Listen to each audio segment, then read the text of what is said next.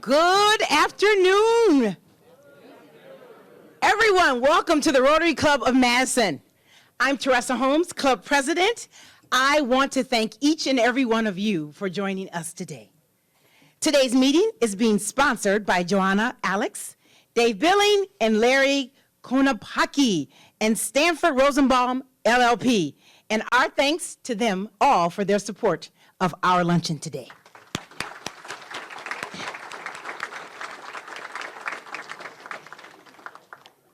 We have a jam-packed agenda, as you can see on the dais this morning. We have lots of new people joining our club, and we are so excited for that. So let's, at this time, direct our attention to the opening music. Casey Okers will be leading us in the singing of My Country 'Tis of Thee with Jeff Bartell on the piano, which is back with us, right? Then Casey will be leading us. Yes, thank you, Jeff. Then Casey will be leading us in the singing of our feature song, The Greatest Love of All. Yeah, good choice. Following our music, our guest will be introduced by Rhonda Adams. My country, 'tis of thee, sweet land of liberty, of thee I sing. Land where my fathers died, land of the pilgrim's pride, from every mountainside, let freedom ring.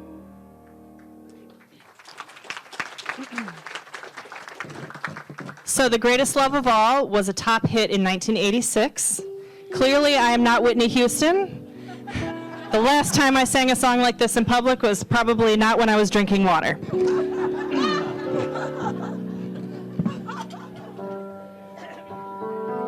Sing along if you know it. I believe the children are our future. Teach them well, let them lead the way. Show them all the beauty they possess inside. Give them a sense of pride to make it easier. Let the children's laughter remind us how we used to be. Everybody's searching for a hero. People need someone to look up to.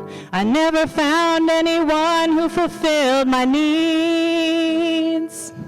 A lonely place to be.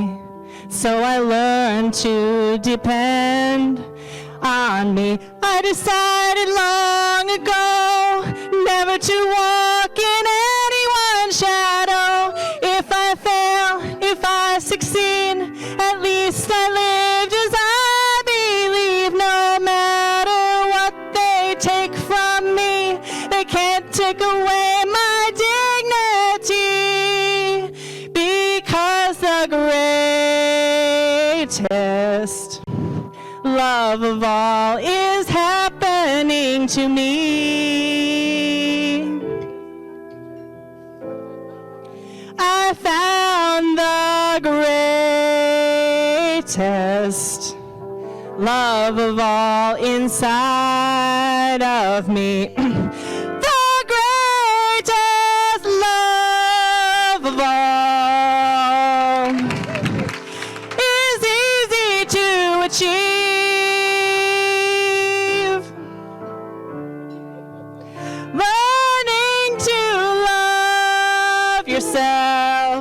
It is the greatest love of all.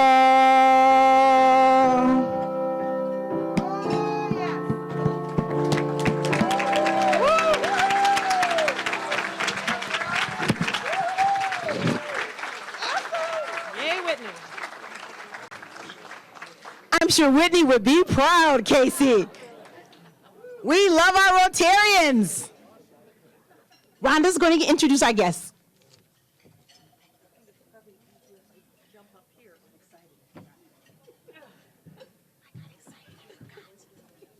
Okay. I'm excited too by all these wonderful guests today, so welcome. As I call your name, please stand and remain standing, and we'll then recognize you as a group. So Aurelia Estrada, guest of Anthony Gray. Alan Jeanette, guest of Anthony Gray. Leslie Freehall, guest of Lester Pines. Laura Hicklin from the program committee. Clementine Uabara from Stafford Law Firm. Seep Pollywall from the Stafford Law Firm. Tom Solheim from the Stafford Law Firm. And Jane Landretti from the Stafford Law Firm. Also, Tamara Nickmeyer, guest of Jeff Tews. Dave Merritt, guest of Cheryl Whitkey. Bjorn Hoff Ernsten, from our guest from Martin Louth, our Denmark Rotarian. And then last but not least, John Reimer from the program committee. Let's give a round of applause for our guests.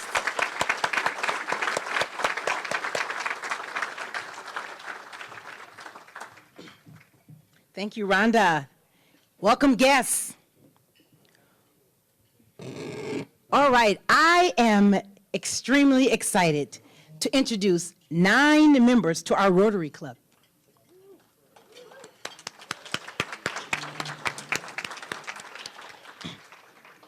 Dee Fleary Simmons, will you please stand with your sponsor, Becky Steinhoff? Dee has been loaned the classification of consulting and is principal consultant for National Quality Improvement Center for Adoption and Guardianship Support and Preservation of Spalding. Born in St. Louis, Missouri, she now makes her home on Prospect Commons in Sun Prairie with her husband, Daryl Simmons. They have 2 adult children. Dee holds a bachelor's degree in psychology, specializing in minority mental health from Washington University, and a master's degree in social services administration, social work, with an emphasis in children and families from the University of Chicago. She is a member of the National Black Child Development Institute, National Indian Child Welfare Association, and National Association of the Church of God. These community service activities include diversity, equity, and inclusion. We have a committee here for that. Mentoring and training for the advocacy of children and families. She enjoys the arts, theater, dance, and music, as well as travel. She will also love our fellowship groups, won't she? Dee is very active in her church, locally and nationally. Dee, please remain standing, and will Jeff Garrettson please stand with your sponsor, Susan Schmitz. Jeff has been loaned the classification of construction and is Director of Business Development for WDS Construction. He was born in Cheyenne, Wyoming, and came to Madison, our area, last year. Jeff and his partner, Angela Davis, live on Tower Drive in Oregon. He has 2 adult children. Jeff holds bachelor degrees from North Park University in International Relations and Politics and Government. He is a member of the Commercial Real Estate Development Association, Commercial Association of Realtors, Wisconsin International Council of Shopping Centers, and the Wisconsin Cheesemakers Association. He serves on the board of Journey's Lutheran School. He enjoys cycling, running, traveling, and cooking. He will also enjoy our fellowship groups.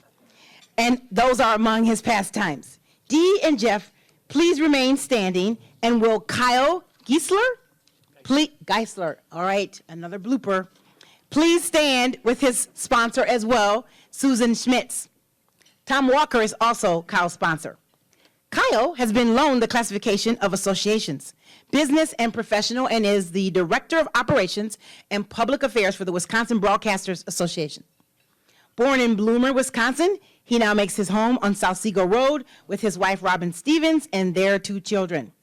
Kyle holds a bachelor's degree in religious studies, radio, TV, and film from the University of Wisconsin-Oshkosh, and a master's degree in mass communication from UW-Whitewater.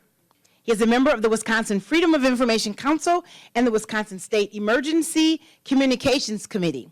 And Kyle serves on the State Superintendent Advisory Council for Business, Marketing, and Information Technology. He has received numerous awards and honors from the Wisconsin Broadcasters Association, Madison Magazine, and Wisconsin Newspaper Association for his work in broadcasting. Kyle volunteers for the Boy Scouts Troop 122, and he is a founding member of the Wisconsin Thai American Association. He enjoys outdoors activities with his family and friends, as well as cycling, traveling, and reading. Please remain standing, and will Christy Goforth please stand with your sponsor, Brian Chan. Charles McLymans is also Christy's sponsor. Christy has been loaned the classification of Community Services and is Executive Director for Free Bikes for Kids Madison, Inc. Born in Sault Ste. Marie, she now lives on Gordon Avenue in Monona with her 2 children. She holds a bachelor's degree in Geography and Conservation Biology from the University of Wisconsin-Madison. She is Sustain Dane's 2021 Live Forward Award recipient. Christy serves on the board of the Wisconsin Bike Federation and is a City of Monona alder. We have servants all over this room. She serves on various committees, including the Monona Planning Commission, Monona DEI Committee, and Monona Transit Committee. She enjoys cycling, art, sewing, working on, and driving her classic car. Please remain standing. And will Trenton Grant please stand with your sponsor, Susan Schmitz.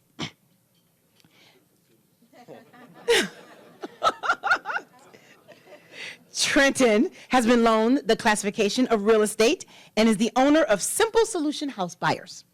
Born in Marshall, Michigan, he came to Madison last year and makes his home on Odana Road.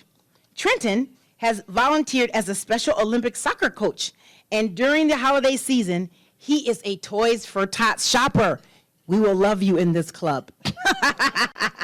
He enjoys learning and trying new things and being surrounded by growth-oriented and inspiring people. Is he in the right place, Rotarians?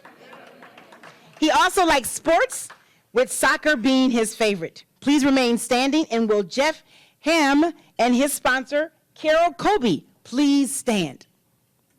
Jeff has been loaned the classification of Community Services and is the Executive Director of the Alzheimer's and Dementia Alliance of Wisconsin. Originally from Rockford, Illinois, right down the road, he now makes his home on Jennifer Street with his wife, Andrea Schauer. Jeff has 4 adult children. He holds a bachelor's degree in political science from the St. John's University and master's degrees in political science and social work from the University of Wisconsin-Madison. Jeff retired from UW-Madison in 2018 as a student academic affairs dean in the School of Education and went on to earn his master's of social work degree at UW-Madison at the age of 67. Woo! He enjoys biking, reading, hiking, and traveling with his spouse. New members introduced so far, please remain standing. And will Eric Craighoff please stand with your sponsor, Susan Schmitz.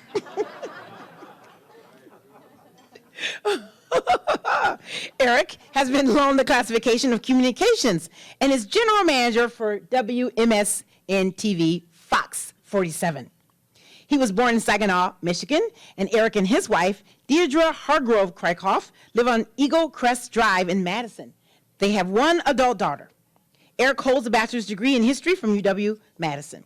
His community services include serving as an ambassador for the Greater Madison Chamber of Commerce, and Eric has also coached basketball at Edgewood Elementary when his daughter attended school there.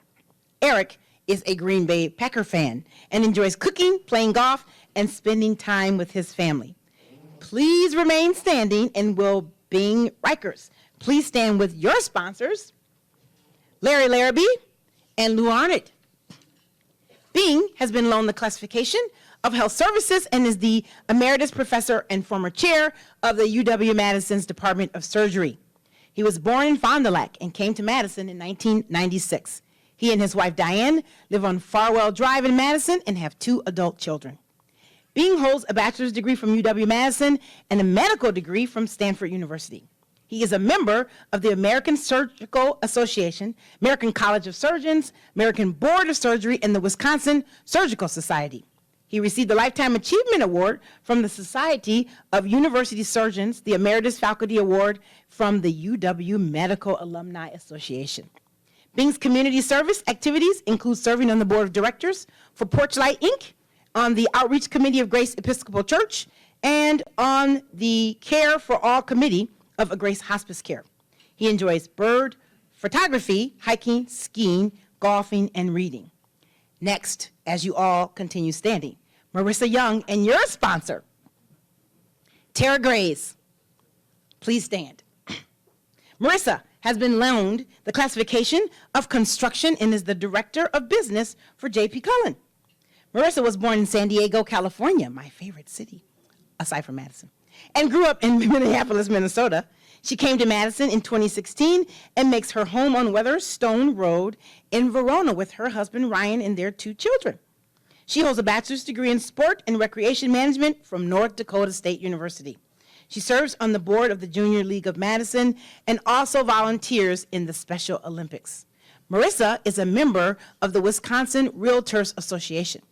Gymnastics, camping, lake activities, and golf are among her favorite pastimes. Rotarians, please join me in welcoming our 9 newest members. Thank you to all of their sponsors.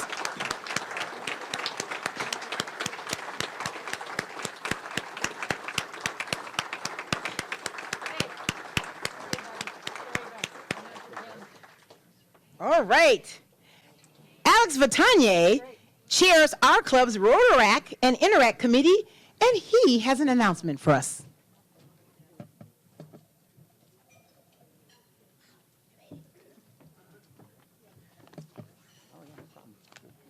It's a great act to follow. I think it's the most new members I've seen in one meeting since I joined. So welcome all.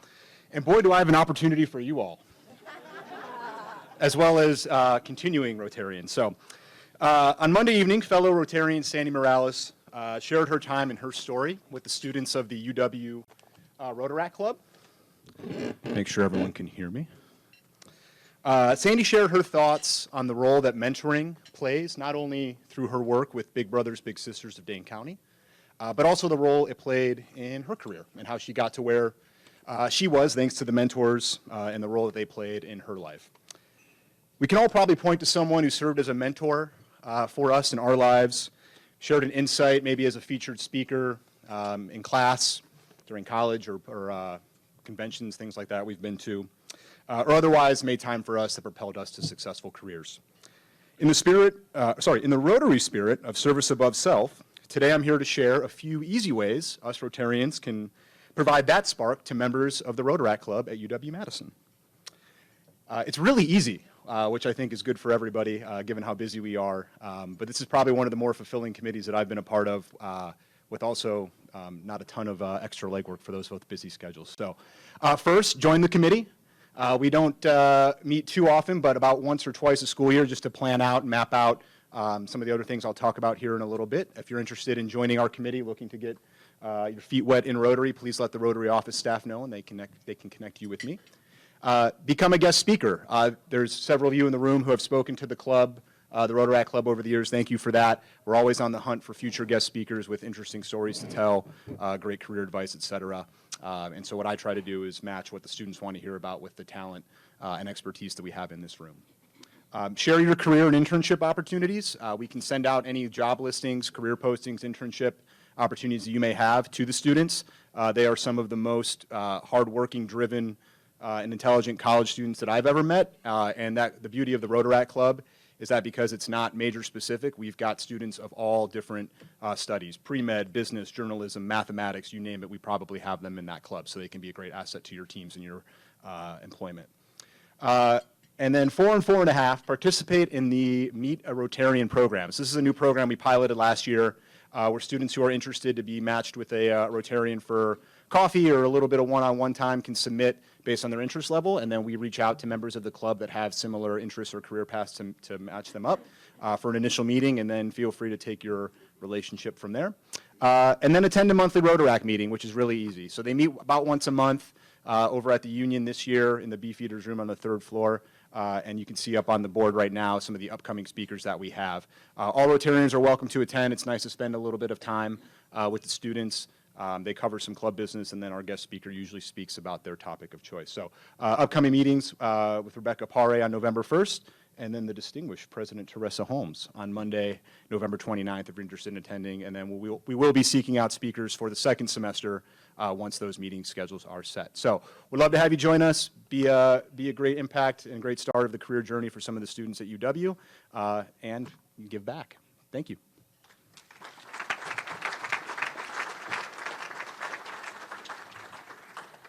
Thank you, Alex. Maggie Porter-Krantz is a member of our Community Projects Committee, and she also has an announcement.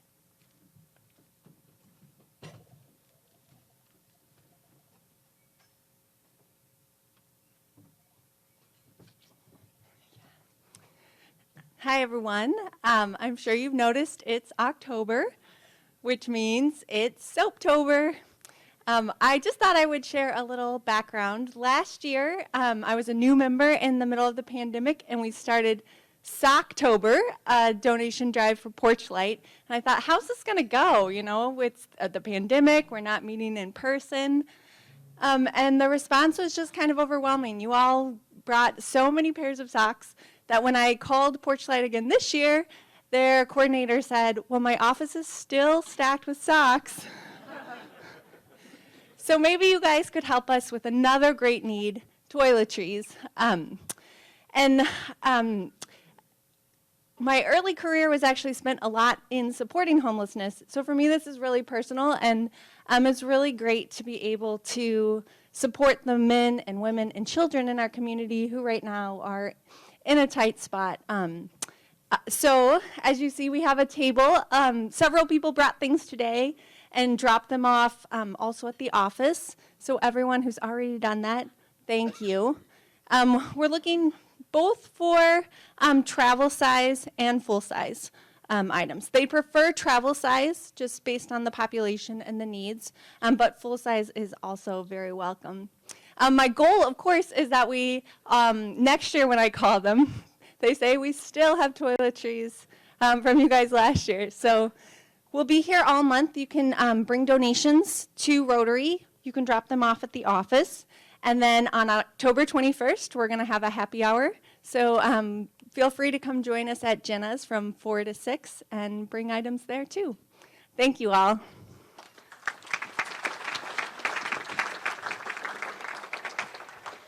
Thank you, Maggie. You noticed that she said a couple of key things. She said, last year as a new member. So she dug right in. And then she said, she talked about the fun on the back end of serving. So after the successful campaign that they'll have for Soaptober, we'll all get together and celebrate, right? Yeah. Connect, grow, and serve opportunities. All right, I have a few announcements. Our club is participating in the Rotary District-wide October Environmental Days of Service. And so we're teaming up. Yes, I agree. I agree. I will be participating as well. And so we're teaming up with the Clean Lakes Alliance to collect seeds at the Yahara Heights County Park. So we're collecting seeds tomorrow, October 7th from 2 to 4 p.m., as well as on October 14th from 2 to 4 p.m. And we have sign-up sheets at the button box table out in the hallway, and so I hope that you'll consider helping out. All members are also receiving an email tomorrow from the Rotary office that includes a link to our annual membership satisfaction survey. Yes, it is the time to give your feedback annually. This is an important tool for club leaders to know what is important to you, our members, and so please take the time to complete the survey. Not many clubs actually ask their Rotarian members what they think, and so we're asking you, please respond to the survey. Thirdly, a reminder that Larry Hands and Karen Kendrick's Hands are inviting interested members to their carbon neutral to operate home located near Hollandale. Their home is located on 80 acres of mixed prairie oak, savanna, and woodlands, and the event starts at 10:30 a.m. this Saturday and includes a tour of the house, followed by a Going Green Fellowship meeting and lunch. And for those of you who are interested, I'm going to be attending, there will be an afternoon hike on the property. Please contact the Rotary office if you'd like to attend.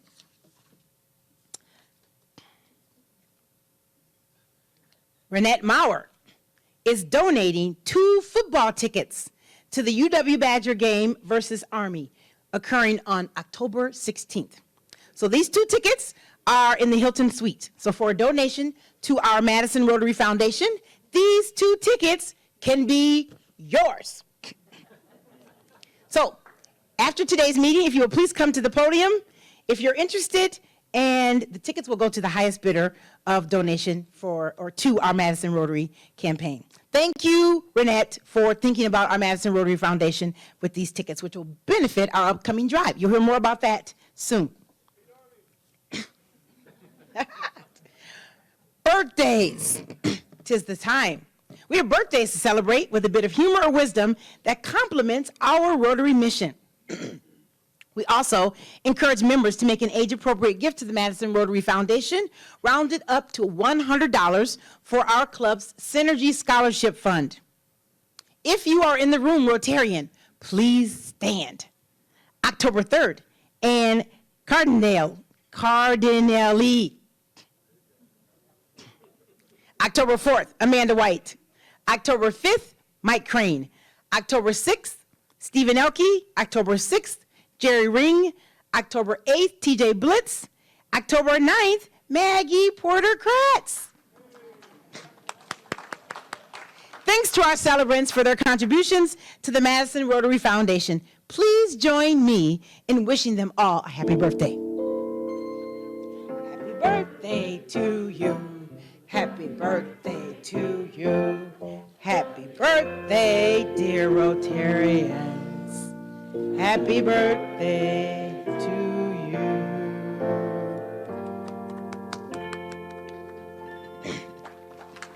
Happy birthday, Rotarians. We have a few members in the news. I'll zip through. Colleen Care was pictured and quoted in the article for One City Schools to rename their facilities after significant financial backers on Wisconsin State Journal on October 1st. Aaron Embry was pictured and quoted in the article titles Monona Bank at Shanks Corners, which sets a standard for neighborhood friendliness. The Cap Times, 9/29. Anthony Gray was pictured and quoted in a cover story titled Breaking Ground. Anthony Gray in the building of affordable housing in Milton, 9/20 TCCH. Wendy Melendez was featured in an article about his company, Certification Pays Off for Amigo, Racial Equity and Social Justice Initiative News and Views in the fourth quarter of this year. Renee Moe was quoted in an article titled United Way Season of Caring Takes a Different Shape in Business Magazine, 9/21. Fred Moles was mentioned in an article, Wisconsin Historical Society ships new music back to the Capitol Square, Wisconsin State Journal, October 10th. Michael Muka was quoted in an article titled PFAs Found in Madison Sewage, Utility Calls Test Results Favorable, Wisconsin State Journal, October 1st. And Jen Savino was pictured and interviewed in Business Magazine Executive Profile on an article, Savvy Savino, after dealing with sexism, CEO stresses culture, October 21st. Now, on to today's program. Our speaker today is Dr. John Reimer, who is Assistant Director of the Dane County Land and Water Department. Dr. Reimer earned a PhD degree in Civil and Environmental Engineering from the University of Wisconsin-Madison. His area of expertise includes water level management, flood assessment, lake and river restoration, and storm water management. Today, he is going to be telling us about improving flood resiliency in the Yahara River chain of lakes.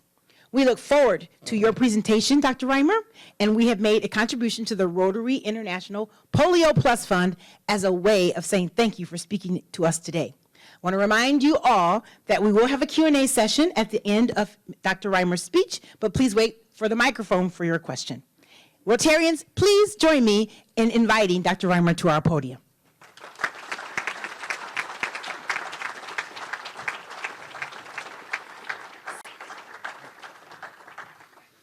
All right, well, thank you.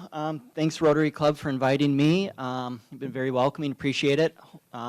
May not get to all your questions afterwards, but feel free to stop me after. And then also with me is Laura Hicklin, our director of our department. So feel free to stop by and talk to us. So today I'm going to be talking about our Yahara chain of lakes and the flooding. Of course, most of you may have recall or remember the flooding we had in 2018. So, and that caused a lot of damage. We saw it in the newspaper, people sandbagging, and a lot of efforts to prevent flooding and loss of buildings and infrastructure. Okay, so I'm just going to go around at the beginning here, talk a little bit of background, people that may not understand our lakes, or just give more information on some terminology here. So this here figure here shows the Yahara lakes. There's really 5 lakes there with Wingra, the 5 Great Lakes of Dane County. And we have kind of the terms here with hydrology. So what do we mean by hydrology? Obviously, when it rains, what happens, right? That goes across the landscape. Some of that water is going to infiltrate in the ground, right? We get water absorbing into the ground. Other water then is going to run off and go into our lakes that can contain sediment, nutrients, as well as just the water itself.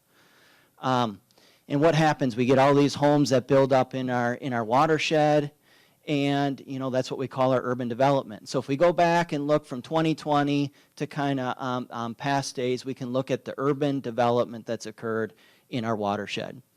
And if we just look back and go the oldest we can find with this data from 1970 to 2020, we've almost doubled the amount of urban area, right? 2 times more area of development than in 1970. So what is this? This is pavement, this is rooftop. These are areas that we can infiltrate water, right? And here's a figure that shows that, one on the left, a house and roads versus trees and grass.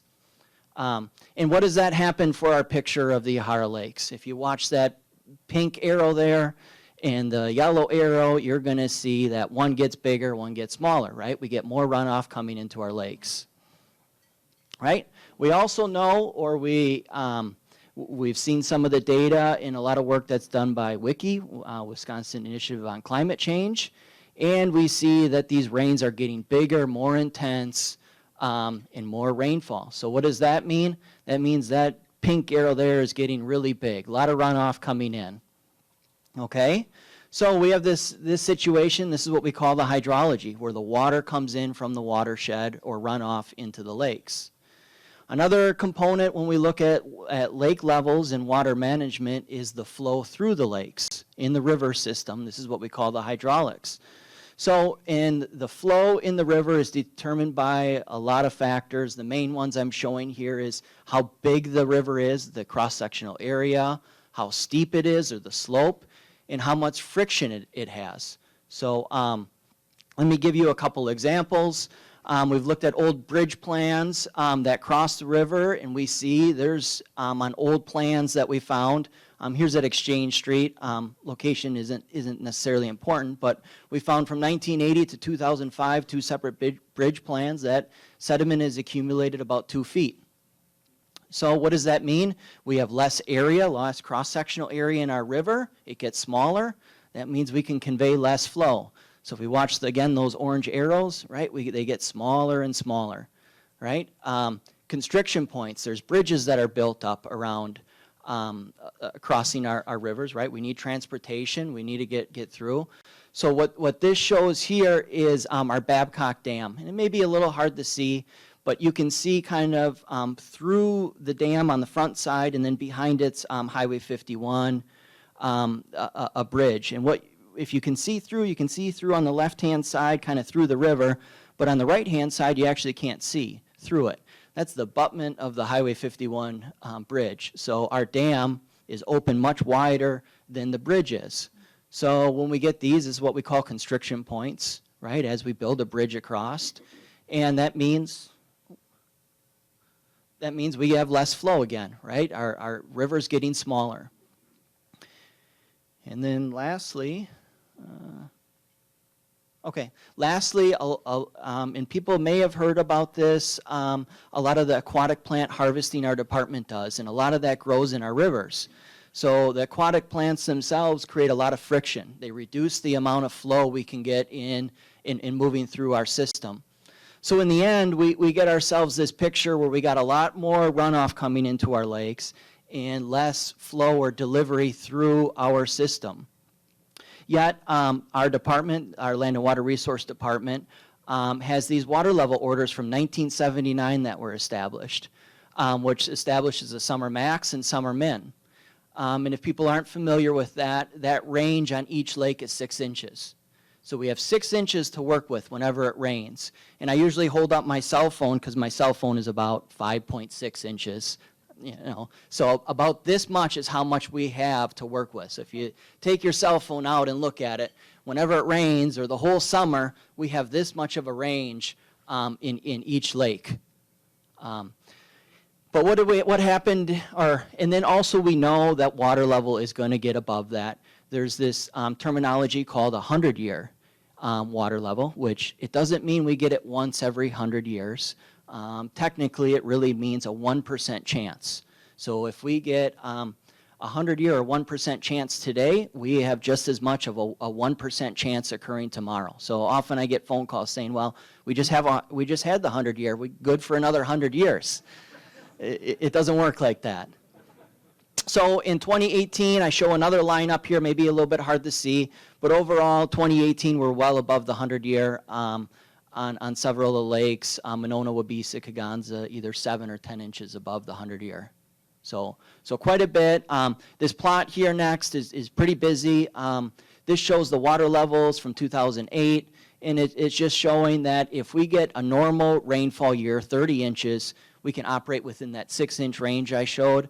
Versus 2018, we get 50 inches of rain. That's how much we received in 2018. We were either 10 inches or 7 inches above the 100-year. So quite high with that amount of rain. So, and then the last plot I show on the bottom is to show the concept about oftentimes people see the lake level go up 2 or 3 feet. But really there's a lot more water moving through our system.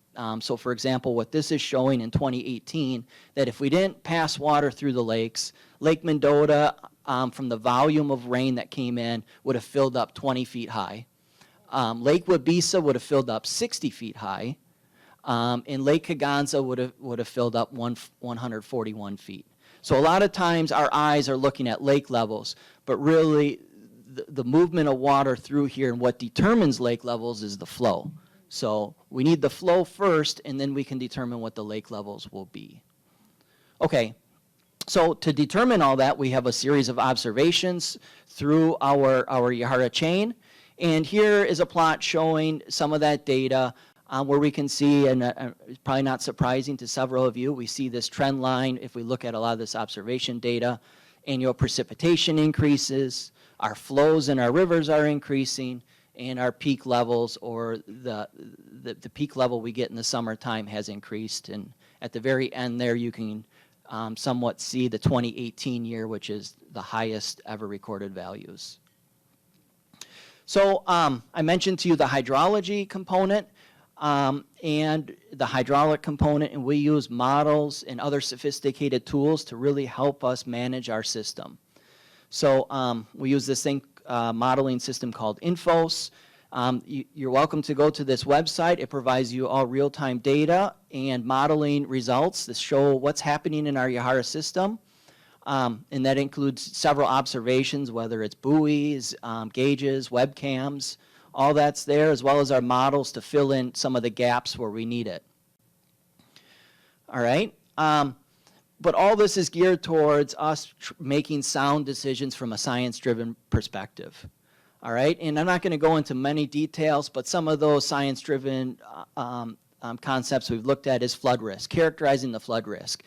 And I'm not going to go into details, but why do we want to look at flood risk? It's how do we mitigate our vulnerabilities? We see our vulnerabilities in our watershed. How do we mitigate those? Develop flood forecasts. Why are we interested in flood forecasting? And working with the National Weather Service on this is so we're prepared. We can provide that information to the community.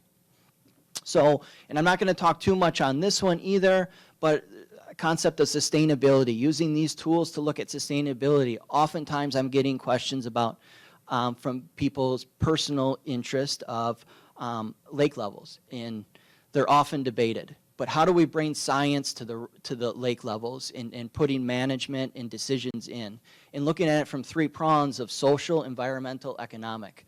And what do each one of these mean for each lake? Where are we more susceptible? On the social side, people side, economic side, or on the environmental, wetlands, those impacts?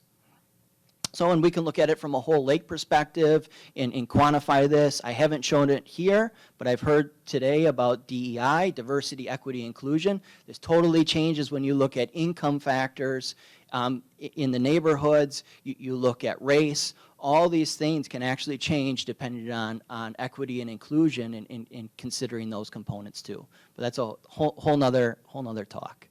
But all together, we bring this all together, and why? We want to improve our flood resiliency. So, and we're not talking about eliminating flood disasters. We're talking about reducing the number. So how can we take a 200-year and not feel the pain of a 200-year? We're still going to get a 200-year event, but maybe the next one is a 500-year, and those will occur. But if we get those flood disasters, we want to recover quickly. So after the 2018 event, we got together a technical work group, came up with different scenarios. What should we do to reduce and improve our flood resiliency? And that was then provided to a policy task force made up with county board supervisors, members of the community, all to provide input on what we want to see for our Yahara lakes. And there was a feedback loop with the technical work group about these feasibility and these options. And those recommendations were made in 2019. So 2018 we had the flooding, 2019 the recommendations came out. And then I will talk just very quickly on kind of the technical approach. We looked at the 2018 flooding. We looked at, how well our model performs, which is pretty well, and we developed different scenarios. So this is kind of a graphic to show on the technical side what we were looking at. And those scenarios range from adaptation. So when I talk about adaptation, I'm talking about how can we, as a community, change our ways or things that we can do in the Yahara system, but we're not going to affect the underlying issues. So and that's mitigation. I'll talk about that next. So for example, how do we adapt? We could, for example, lower Lake Mendota 1 foot. How does that impact us? We could do the other way around and protect the lower lakes and store more water on Lake Mendota. What does that mean for flooding? Another option is, well, let's just open up all the dams, don't have anything human controlled, and let's run the lake system that way. Let's adapt our way of operating the dams. And then another category, and I'm not going to show all the results of this, but these are just the things that we looked at. Bridge modifications, I showed you the narrowing, sediment removal in the Yahara River, rerouting the water, creating more channels, doing pumping.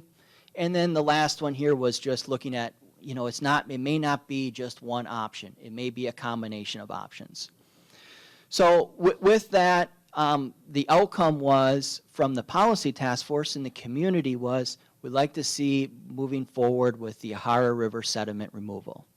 Okay, and that's what I'm going to talk a little bit more about here today, which the results here showed if we were to repeat 2018 year and we would remove sediment in the Yahara River 2 to 3 feet using our modeling and our analysis, that lake levels would have been between 6 inches to 12 inches lower. And the community at that time felt that was reasonable. So, or in other words, if we would repeat the 2018 year, we would be just at 100-year or below that 100-year flood levels. Okay, and I will skip over this part. So, so recall our objective here is improving the flood resiliency, right? And we had this feedback loop, which was then to develop our sediment removal plan. So quickly we got into action after 2019, developed a plan, how we're going to remove sediment and develop this phase approach. We know that there are considerations and concerns for removing sediment. So we developed this phase looking at different factors. For example, there's endangered mussels in the river system. There's fish refuge areas. There's historic artifacts or a fish weir in the area. And there's future plans for other parts on the river, for example, here in Stoughton Whitewater Park. And how does that impact water levels and flow? So to do this sediment removal, I kind of try and simplify it so you can get a sense of what's all involved to remove sediment in the Yahara River. And there's a lot of planning and design. And the first part is to look at, well, we got to take sediment cores, look at, is it contaminated? What are the physics of the sediments? And we take sediment cores, we put them in the river, and we look at so many different areas in the river to come up with this information. We also map the bottom, what we call the bathymetry, which means the land, on the land it means topography, but this is the underwater, so we call it bathymetry. And we're mapping all the bottom. So even though we show this section between Monona and Wabeesa is about 1.8 miles in the river, actually with a boat we're going 30 miles in a boat because we have to go back and forth and collect a lot of data. We collect a lot of high resolution data in the river so we can get all the bottom bathymetry and know exactly what it looks like. Once we get all that information, then we can develop our engineering plans and our specifications so we can really do this work. And maybe this is a little bit harder to see in the back, but this is an example of Monona to Wabeesa where we developed those plans and put those ones out for bid. So we can't just do this work, develop plans, we have to submit for permits. So, right, and there's a whole list of permits we need to do. Dredging operations permit, a Chapter 30, erosion control permit, water quality permits, working with the Historical Society on archaeological concerns. So a lot of pieces, when people see our sediment removal, there's a lot kind of behind the scenes to make those happen. All right, so once we get all this stuff in order, which kind of went through that pretty quickly, then we can start our sediment removal project. Assuming we go out for bid and the price is within our budget, then we can contract with a contractor. All right, well, in 2020, right, so 2019, the recommendation comes out. 2020, we're on it. We're bidding this thing out, or we started right in 2020 with work. What we found out in 2020 with the work we did was dredging isn't something you just can find contractors for. All right? It was pretty difficult. We had to rebid it twice. We lost about 6 months on the time just by rebidding it, finding contractors. In the end, we got one bid, and they were from Texas. So they came all the way up from Texas in 2020 to do that work. So we pivoted at that time in the 2020 budget and wanted to control a little bit more of our destiny. So we put in the budget to not only do all the stuff we're doing on the planning and design, but to take on the construction side of things. So we now have, the county has a dredge, we have an operation and a fleet to do all this work in-house now. So we can move this forward as quick as we can. So here's a picture here on the left hand. I'm showing on the top left our crew. We just formed. This year is the first year they're working, so 2021 here is our first year. On the bottom left, that's us picking up our dredge. We have to use 2 cranes. It's a pretty big piece of equipment, about 70 feet long. Yeah, we got to get it on a trailer and get it in the water. So to remind you a little bit, if we back up, 2018 was the flooding. 2019, the recommendations came out. 2020, we dredged between Monona to Wabeesa. And then 2021, here we are, our county staff is now doing this work. And in 2022, we have another phase bid out for next year, and then also our crew will be continuing the work. So it's quite the initiative for us to kind of move this forward. So what are the methods we use for sediment removal? I showed you the dredge, and I'll give you kind of a schematic of what we're talking about here. So this hydraulic dredge is like a big vacuum that's sucking on the bottom, cleaning up all the stuff. There's a cutter head that's grinding and kind of loosening it up. But generally, it's like a big vacuum cleaning up the bottom. It goes through a pipe. And in this case, between our current phase, we're pumping about 2.5 miles. So to get from this dredge to where we want to deliver it to, we need booster pumps along the way. So we design and develop these booster pumps along the way. Then that goes to what we call a dewatering basin. And this is where we do all the sediment capture. And we take the sediment-laden water, put it in this pond. Basically, it's a big detention pond, a little bit more advanced than a detention pond you see kind of for stormwater. But nonetheless, it's a big detention pond. And the sediment is captured in there, and we clean the water up in that pond and release the clean water back to the stream. So, and in the end, once we finish, our goal is we'll seed this all over, and we'll restore this to a prairie vegetation after we're done. So we don't have more runoff coming into our waters. All right. So I have a couple videos here I'll share with you guys. Today we're right across the street from Babcock Park, right adjacent to the Yahara River here in the village of McFarland. Basically, all it is a giant dirt swimming pool. It's the fancy name for it is a dewatering basin. As you're harvesting the sediment out of the river system, you have to have somewhere to put it. What this bowl behind us allows us to do is the water will settle off, and all we keep here is the sediment that we want to get rid of.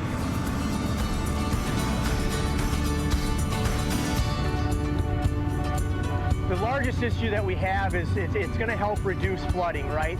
Over the years, sediment runs in, fills in these natural voids in the river system, and it creates flooding because then when it rains really, really hard, there's nowhere for the water to go. It's restoring our natural waterways to the way they're supposed to be.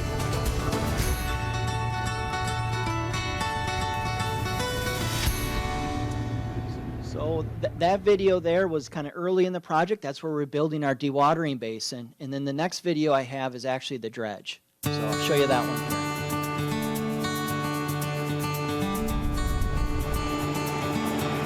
The deeper and wider we make it, the more water will be able to flow through it. Taking 3 foot out plus 50 foot wide, that makes for a lot of extra water that can just flush out.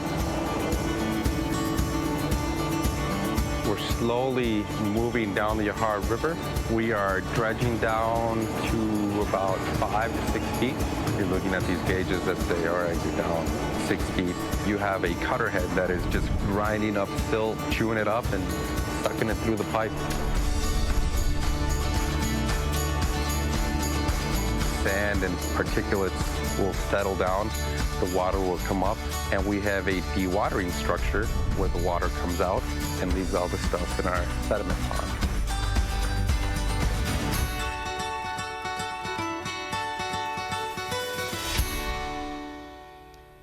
Yeah, so those were the videos we created this year. Those are our new staff. That's their first year with us. So we made quite a bit of progress with that. So with that, if you're looking for any more information, the easiest way is to do a Google search, Yahara River sediment removal. You will find those videos as well as 5 other videos on our website. So, and as well as project updates. So with that, thank you.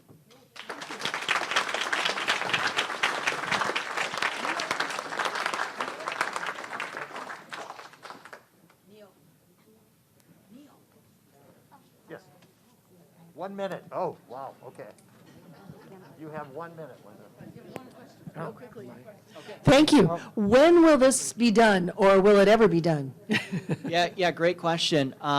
Right now, we're on track to be, assuming the budget is in effect and our staff is still working with us another 3 or 4 years.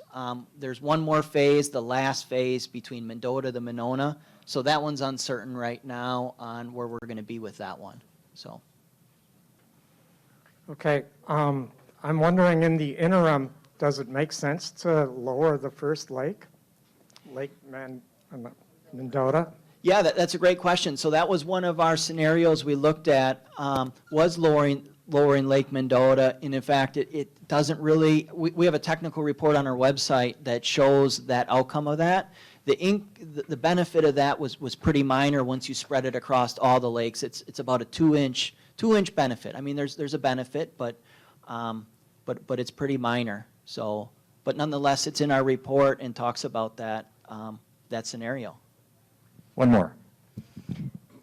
Sorry. Thank you so much for a great presentation. A question for you. Can you just say a bit about the interplay between the sediment pileup and also farm runoff from fertilizer use by farmers for their crops, and then some of that ends up in the water stream and spurs the filling up of the lakes? How does this interplay? Thank you. Yeah, that's a great question. So I haven't talked about it here. We have another project called Legacy Sediment Removal, where that's, and you may have heard it from the Wisconsin State Journal, that calls it suck the muck, right? So that is actually working up in the rural areas where we do have an accumulation of this phosphorus muck in our sediments, and we're removing it for water quality there. When we talk about the Yahara River, what we're finding is the material is more sandy in nature versus up in the rural areas, it's finer, siltier stuff. That's what contains the phosphorus. The phosphorus likes to bind to the finer particles. The sand particles, the phosphorus and nutrients don't like to bind to it. In particular, we don't find the fine particles in the Yahara River because the flow is so much greater. It washes that material out. So what we're left with mainly in those areas, the deposits are mainly from the urban areas where they put sand on for winter operations and those components there. So we're seeing kind of two different things here, more urban development, erosion control, or sediment runoff, that in our rivers, and then on the farm areas where we have our suck the muck to work. So.